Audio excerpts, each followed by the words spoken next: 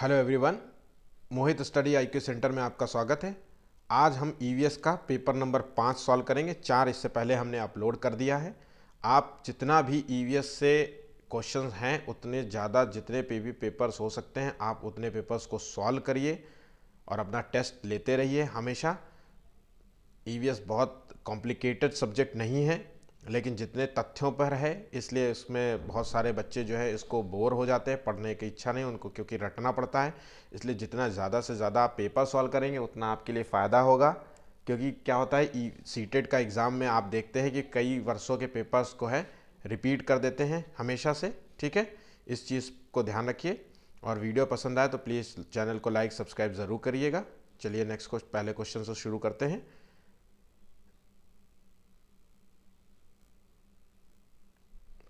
खाद्य श्रृंखला में जो है ऊर्जा का प्रवाह होता है वो एक दिशीय होता है, बहुदिशीय होता है, चक्रीय होता है कि उभय दिशीय होता है। तो सही जवाब है एक दिशीय होता है। ऊर्जा का जो प्रवाह होता है एक दिशा में होता है। कहने का मतलब है कि उत्पादक से उपभोक्ता की तरफ जाता है। ठीक है, उत्पादक से उपभोक्ता की तरफ होता है, उपभोक्ता होता है। तो पौधे जैसे कि इसमें है पौधों को टिड्डा खाएगा, ठीक है, और टिड्डा को जो है वो मेढक खाएगा और मेढक को सांप खाएगा। तो इसी तरीके, ये नहीं कि सांप को मेढक खा लेगा। तो ये एक दिशा में होने वाला है ऊर्जा का प्रवाह। और ऊर्जा जो है, ध्यान रखिएगा, ऊर्जा का जो पिरामिड होता है वो हमेशा सीधा बनता है। तो ध्यान रखिएगा, ये पॉइंट याद रखिए बिल्कुल। ऊर्जा का पिरामिड जो है हमेशा सीधा बनता है। चलिए नेक्स्ट क्वेश्चन। और वो ऊर्जा में मतलब तालाब का पिरामिड जो है हमेशा सीधा बनता है, ध्यान रखिएगा। नेक्स्ट क्वेश्चन, परितंत्र में जो है ऊर्जा का प्राथमिक स्रोत है। परितंत्र में जो है ऊर्जा का प्राथमिक स्रोत क्या है?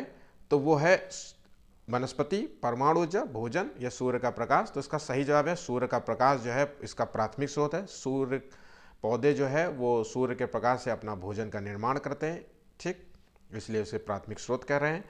नेक्स्ट क्वेश्चन है, कुछ जीवों का जो अवलोकन करने पर यह पाया गया कि वे अपने समूह के जीवों को उनके गंध से पहचान लेते हैं।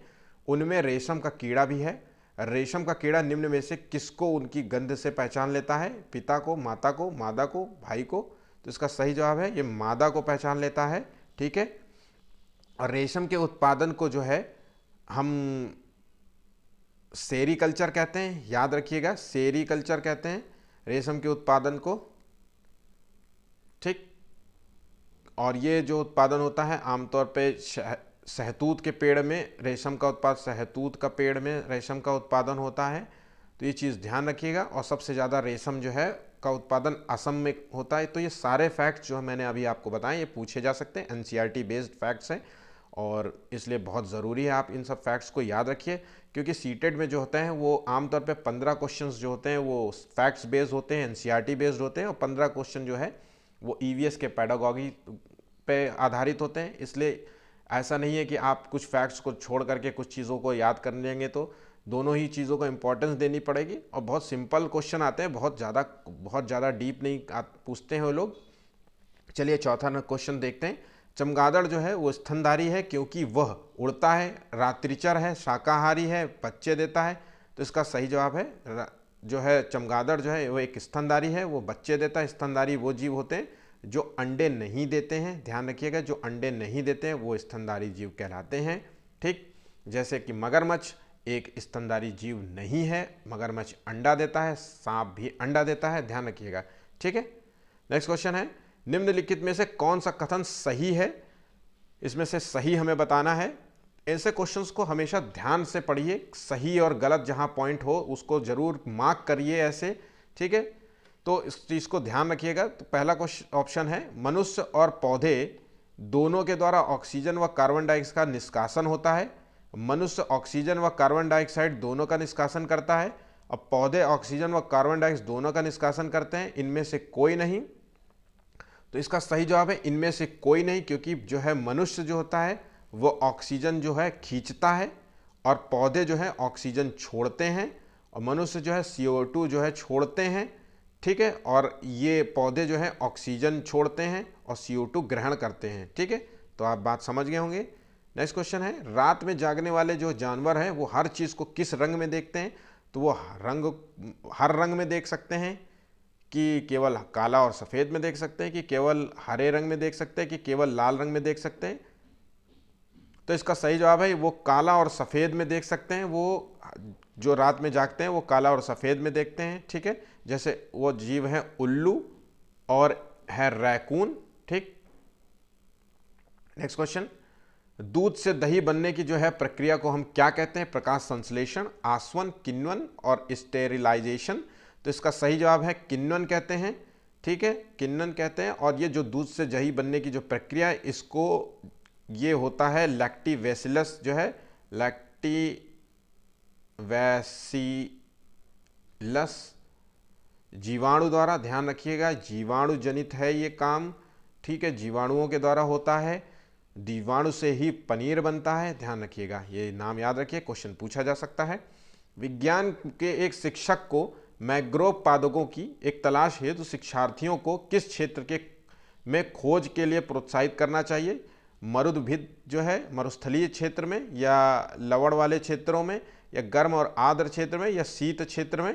तो इसका सही जवाब है जो मैंग्रोव वन है वो लवण वाले क्षेत्रों में पाए जाते हैं, दलदल क्षेत्रों में पाए जाते हैं, जहाँ लवण युक्त पानी होता है, समुद्री पानी जहाँ ठहर जाता है और जहाँ गंदगी और मिट्टी जो है गाढ़ा रूप ले लेती है, उसी को ही कहते हैं लवणभीत दलदल क्षेत्र, ठीक है। आप ये फोटो में पिक्चर में देख सकते हैं कि ये है मैंग्रोव वन। भारत में जो है मैंग्रोव वन जो है पश्चिम बंगाल में पाए जाते हैं, जिन्हें सुंदरबन भी कहते हैं, ध्यान रखिएगा। इनकी जो जड़ें होती हैं पानी से बाहर निकलती हैं, और देखिए आप पानी ये है और इससे जड़ें बाहर हैं, ये बाहर जो है पानी से बाहर निकल के सांस लेती हैं, ठीक है, तो सांस लेती हैं, ध्यान रखिएगा इस चीज़ को। नेक्स्ट क्वेश्चन है, बर्फ पर जो है अंडे देने वाला कौन सा पक्षी है? तो आर्कटिक है, या हमिंग बर्ड है, या एल्बैट्रॉस है, या पेंगुइन है? तो इसका सही जवाब है ये पेंगुइन जो है, ये बर्फ पर अंडे देने वाला पक्षी, ये फोटो में आप देख सकते हैं, ये बर्फ में देने वाला, ये उड़ नहीं सकता, ये आर्कटिक क्षेत्रों में ज़्यादातर जहाँ बर्फ चारों तरफ फैली होती है उन्हीं क्षेत्रों में पाया जाने वाला पक्षी है, ठीक है। तो इस चीज़ को भी देखिएगा। किसी जगह के फ्लोरा और फौना जो है सूचित करता है पेड़ पौधे और जंतुओं को, कि मछलियों को एवं पेड़ पौधों को, जंतुओं और मछलियों को, या पक्षियों और पेड़ पौधों को?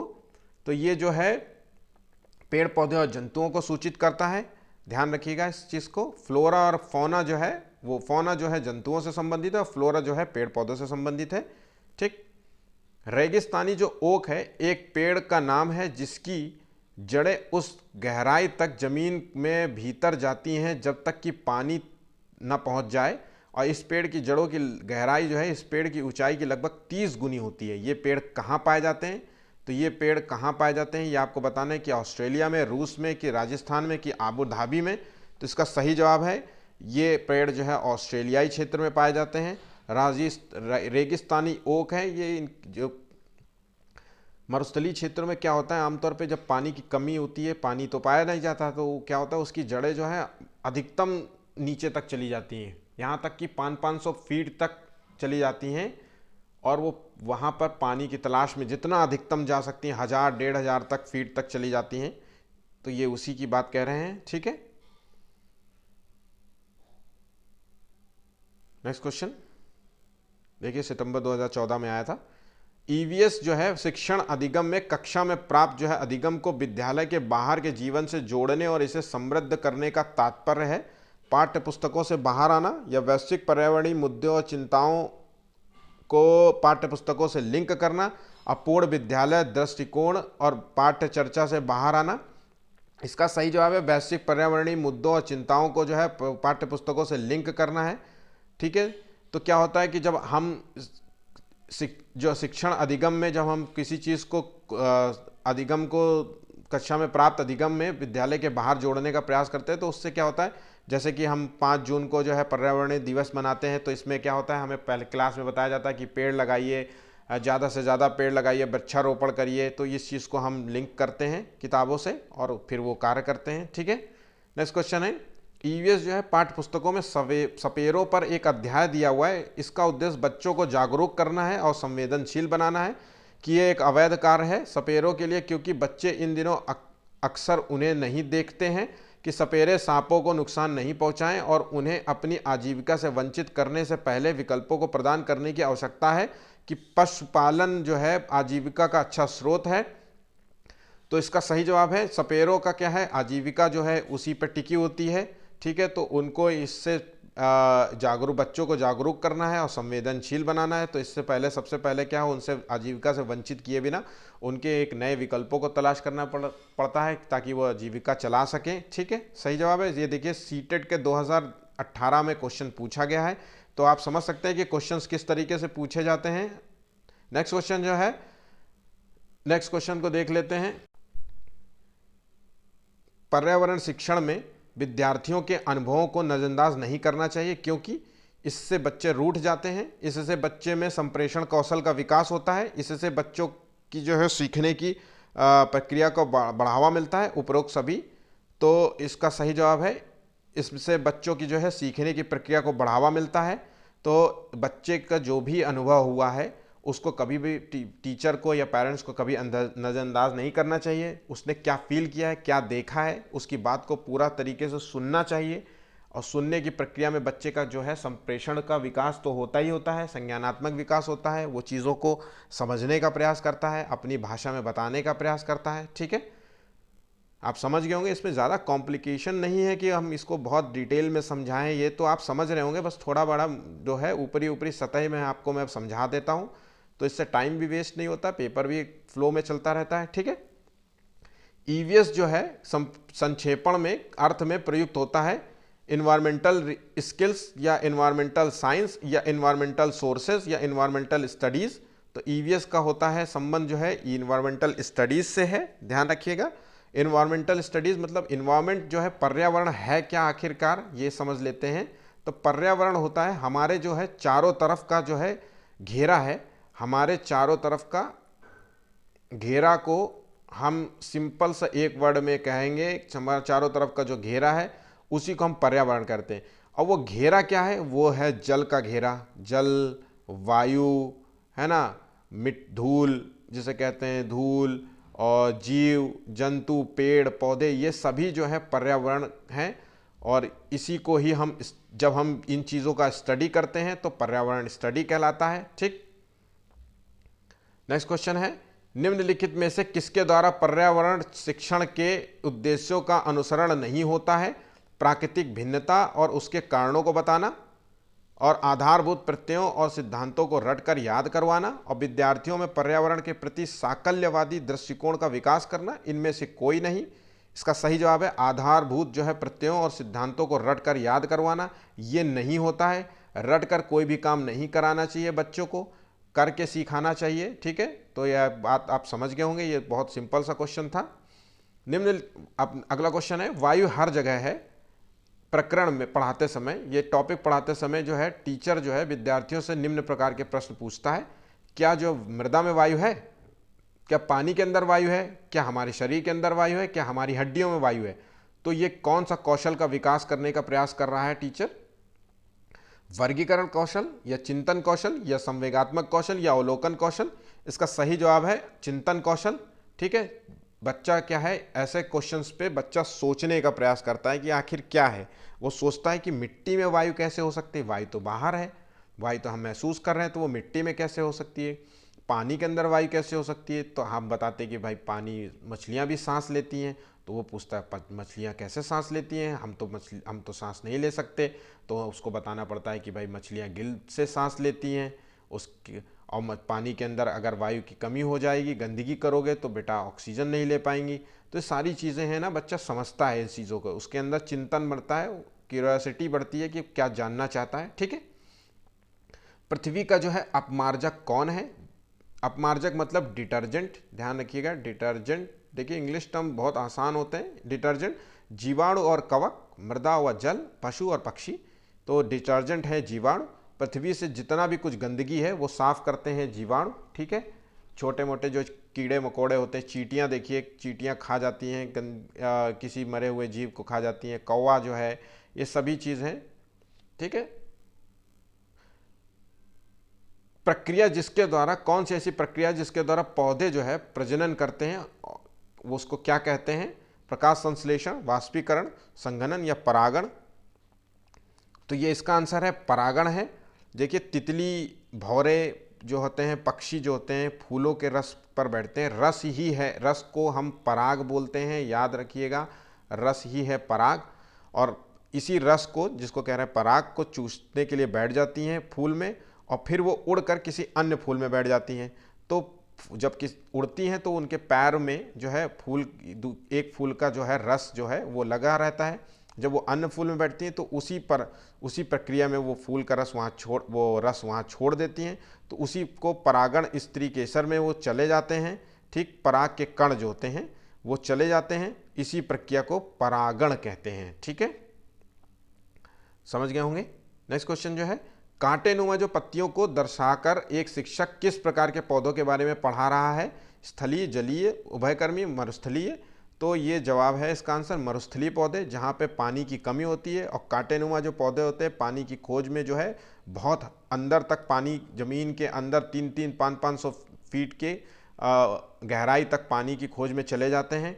ऐसे में क्या होता है, पानी बहुत कम मात्रा में होता है तो पत्तियां जो होते हैं छोटी हो जाती हैं। इनकी कांटेनुमा पौधों की पत्तियां छोटी होती हैं। ध्यान रखिएगा, कांटेनुमा पौधों की पत्तियां छोटी होती हैं। यही छोटी पत्तियां धीरे धीरे कांटे का रूप लेती हैं, क्योंकि धूप की वजह से, पानी की कमी की वजह से पत्तियां जो है सिकुड़ करके कांटे का रूप ले लेती हैं। और इस कांटे के रूप के कारण पत्तियां का जो है वाष्पीकरण कम होता है। पौधों में जो पानी हुआ है वो वाष्पीकरण, ज़्यादा पानी ना जा पाए इसलिए ऐसा करती हैं। ठीक है, निम्नलिखित में से कौन सी विशेषता है बरगद के पेड़ की जड़ों की नहीं है? यहाँ नहीं है, क्वेश्चन को ध्यान से पढ़ें। जड़ें जो है शाखाओं से नीचे लटकती हैं, इसमें जमीन के भीतर जड़ें होती हैं। जड़ें भोजन का भंडारण करती हैं और जड़ें खंभों की तरह पेड़ को सहायता प्रदान करती हैं। तो इसका सही जवाब है सी नंबर जो है, जड़ें जो है भोजन का भंडारण नहीं करती हैं। ध्यान रखिए, ठीक है, ये जड़ें जो है जमीन के अंदर होती हैं और मिट्टी में मौजूद जो है खनिज, जल और शोषों को शोषित करती हैं। ठीक, आप क्वेश्चन समझ गए होंगे। नेक्स्ट क्वेश्चन, निम्नलिखित में से जड़ का कौन सा कार्य पौधों के लिए नहीं है? फिर से वही क्वेश्चन डाल दिया है। जड़ खनिजों का अवशोषण करना, तो ये है, पौधे जड़ जो होता है वो जल और खनिजों का अवशोषण करता है। भोजन का भंडारण और संचित करना, ये इसका जवाब नहीं है, इसे यहाँ नहीं पूछा गया है। ह्यूमस उपलब्ध कराना, तो जो मिट्टी, जो जड़ें, जब पौधे की जो पत्तियां होती हैं वो गिर कर ज़मीन में गिरती हैं, वो ज़मीन में गिर गिर के धीरे धीरे सड़ करके ह्यूमस का काम करती हैं, मतलब खाद का काम करती हैं। जड़ें जो है पौधों को सहारा देती हैं। ये दोनों सभी आंसर सही है। ठीक है, एक जवाब दीजिएगा कमेंट बॉक्स में, बताइएगा कि प्याज क्या जड़ है या तना है? प्याज क्या है, जड़ या तना? आंसर जरूर दीजिएगा। नेक्स्ट क्वेश्चन है, कुत्ता मछली का आवास क्या है? मतलब डॉग फिश की बात हो रही है यहाँ। डॉग फिश, ये डॉग फिश कहाँ है? नदी, तालाब, झील, समुद्र? इसका सही जवाब है समुद्र में। ये एक सामान्य फिश होती है, ये एक नॉर्मली फिश होती है और लेकिन समुद्र में पाई जाती है। कक्षा कक्ष में जो क्लासरूम में शिक्षार्थियों से प्रश्न पूछने में से उनमें जो है अवलोकन कौशल का विकास होता है कि चिंतन का विकास होता है या वर्गीकरण कौशल का विकास होता है या संवेदनाशीलता का विकास होता है? इसका सही जवाब है ये चिंतन जो है कौशल का विकास होता है। जब आप बच्चे से क्वेश्चन पूछते हैं तो बच्चे सोचते हैं, चिंतन करते हैं, मनन करते हैं इसका क्या जवाब हो सकता है, उनके सारे पहलुओं पे, क्वेश्चंस के सारे जितने भी टर्म्स हैं उनके पहलुओं पे सोचने का प्रयास करते हैं। इससे बच्चे का जो है बौद्धिक विकास होता है। ठीक है, ये सबसे अच्छी विधि भी मानी जाती है शिक्षण में। निम्न में से कौन सा जो है पक्षी जो है कैक्टस पौधे के कांटों के बीच में अपना घोंसला जो है बनाता है? ये देखिए सीटेट 2023 का 26 का क्वेश्चन है, आप देख सकते हैं। तो क्वेश्चन इसी प्रकार के आते हैं, बहुत लोगों के लिए कन्फ्यूज़न होता है। इसका सही जवाब है शकरखोड़ा या बयां या कलचिड़ी या फाख्ता? इसका सही जवाब है फाख्ता। ये पक्षी है जो देख सकते हैं, ये कबूतर की ही तरह दिखता है, कबूतर की एक प्रजाति का ही है। ठीक है, कोई पक्षी जो है पेड़ की ऊंची डाल पर अपना घोंसला बनाता है, ये पक्षी हो सकता है शकरखोड़ा, कलचिड़ी, कौवा, फाख्ता? इसका सही जवाब है कौवा। कौवा जो है वो अपना पेड़ की ऊंची डाल पे घोंसला बनाता है और इस घोंसले में जो पड़े अंडे होते हैं, कोयल उन अंडों को फेंक करके अपने अंडे रख देती है, क्योंकि कौवे और कोयल के अंडे सेम होते हैं। बहुत चालाक पक्षी होती है कोयल, ठीक है, इसकी मधुर आवाज़ पे बिल्कुल भी मत जाइए। नेक्स्ट क्वेश्चन है, प्रोटीन हमारे शरीर के लिए क्यों आवश्यक है? बीमारी से लड़ने के लिए, शरीर की वृद्धि के लिए, शरीर को ऊर्जा प्रदान करने के लिए, उपरोक्त सभी। तो इसका सही जवाब है प्रोटीन हमारे शरीर की वृद्धि के लिए आवश्यक है। ऊर्जा प्रदान करने के लिए वसा, फैट युक्त भोजन करना चाहिए, ठीक है। और बीमारियों से लड़ने के लिए हमें विटामिन की ज़रूरत होती है शरीर में, इसीलिए कहा जाता है कि सभी चीज़ों का भोजन, ऐसा खाना खाइए जिसमें सभी विटामिन और फैट और सब चीज़ें हों। तो शरीर के लिए प्रोटीन की आवश्यकता होती है, ठीक। बॉडी बिल्डर्स जो है वो प्रोटीन युक्त जो है डाइट लेते हैं, अंडे, मछली, इस टाइप की चीज़ों का ज़्यादा सेवन करते हैं, ठीक। नेक्स्ट क्वेश्चन, नीचे दिए गए खाद्य पदार्थों में के किस समुच्चय में लौह तत्व प्रचुर मात्रा में होता है?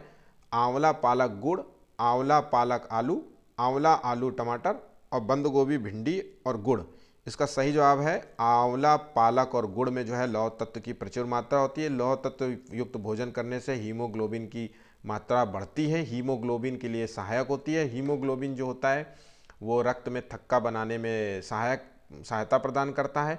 और विटामिन के युक्त भोजन करने से जो है हीमोग्लोबिन की भी मात्रा बढ़ती है, शरीर भी हष्ट पुष्ट रहता है। इसलिए हरी सब्जियां खाना चाहिए व्यक्ति को, अंडे खाने चाहिए और लौह युक्त प्रचुर युक्त जो है जिसमें लौह की मात्रा ज़्यादा हो वो सब खाना चाहिए, ठीक है।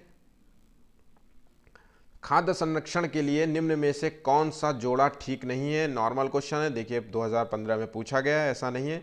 आलू का जो हम अक्सर देखते हैं, हम होली जब आती है तो हमारे घर में आलू आ जाते हैं और उनके चिप्स बना लेते हैं और वो साल भर तक रखे रहते हैं। उसी तरीके से हम दूध को तो ज़्यादा देर संरक्षण नहीं कर सकते एक दिन, लेकिन पनीर को जो है हम फाड़ करके उसको, ठीक है, ये जीवाणु वाले द्वारा होता है, ध्यान रखिएगा। दूध से पनीर बनने की प्रक्रिया किसके द्वारा होती है? तो ये जीवाणुओं द्वारा होती है। और कच्चा आम जो होता है उसको हम काट करके अचार बना लेते हैं, लेकिन सेब और जैम का इससे संबंध नहीं है, ध्यान रखिएगा। ये आंसर यहाँ जोड़ा ठीक नहीं है। आज का जो है 30 क्वेश्चंस का सेशन समाप्त हुआ है। अगर वीडियो पसंद आया हो तो लाइक करें और सब्सक्राइब करें। इसी तरीके से क्वेश्चंस पेपर में आएंगे और जितना ज़्यादा, मैं फिर से आपसे कह रहा हूँ, जितना ज़्यादा हो सके मैं अपने कोचिंग में बच्चों को पर्सनली खूब पेपर सॉल्व कराता हूँ। जितना मुझे टॉपिक पढ़ाना होता है मैं उसके बाद पेपर से पेपर ही सॉल्व कराता हूँ।